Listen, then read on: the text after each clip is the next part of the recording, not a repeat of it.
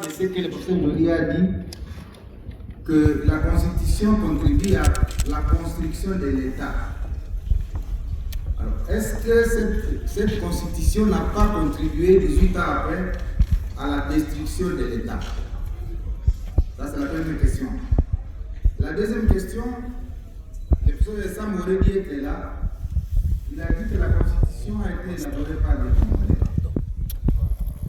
Et pourtant, quand on la lit, de A à Z, on voit une occidentalisation de notre Constitution. Et donc, est-ce qu'on ne doit pas passer à la tropicalisation de cette Constitution pour sortir de cette occidentalisation trop forte? Et parce que nous sommes dans le débat scientifique, il y a trois mots qui rongent en fait les institutions congolaises, comme l'ont dit nous à Marseille, les protocoles à l'époque. Les premiers mots comme pluriel de mal. Le premier mal, c'est la myopie institutionnelle. Ça, c'est leur terme. Et la myopie institutionnelle, il fait référence au gouvernement qui ne sait pas voir loin pour anticiper ce qui doit arriver. Le deuxième mal, c'est la presbytie institutionnelle. C'est-à-dire qu'il fait référence au Parlement qui, lui, ne sait pas voir auprès de lui contrôler le gouvernement et s'inscrire dans une dynamique de changement et de développement. Et le troisième mal, c'est le daltonisme institutionnel. Et là, il fait référence à la justice qui voit du blanc là où il y a du noir, comme le daltonien.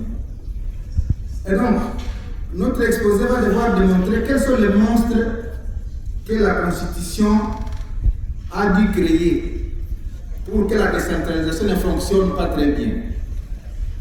Le premier monstre, c'est le télescopage administratif ou financier. Lorsque vous voyez l'article 3 de la Constitution, elle crée les entités territoriales décentralisées que sont la ville, la commune, le secteur et la chefferie. Est-ce qu'on aurait dû ériger les communes et les secteurs en entités territoriales centralisées? Pour moi, je réponds par non. Pourquoi? J'ai été chef de quartier en 1997, j'ai été administrateur en 1998, j'ai été maire en 2003, j'ai été gouverneur de 2007 à 2019. J'ai examiné la manière dont fonctionnent les entités territoriales décentralisées et je considère aujourd'hui qu'on a eu tort d'ériger les communes et les chefferies comme entités territoriales décentralisées. Pourquoi? Parce que dans une ville qui est subdivisée en communes, le territoire d'exécution du travail du maire, c'est la commune.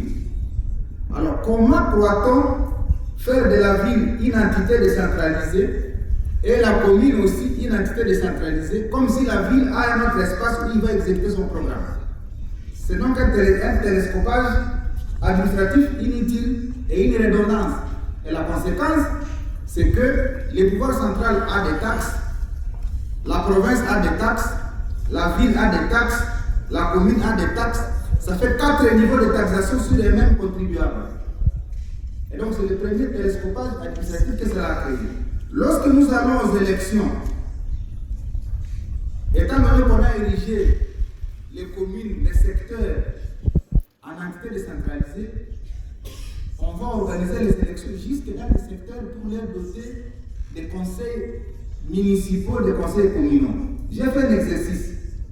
Au-delà de 500 députés, de 109 sénateurs et de 716 députés provinciaux, nous allons avoir 2363 conseillers communaux. Nous allons avoir 7437 conseillers municipaux de chefferies et secteurs. Ça fait au total 9800 nouveaux élus qui vont s'appeler honorables.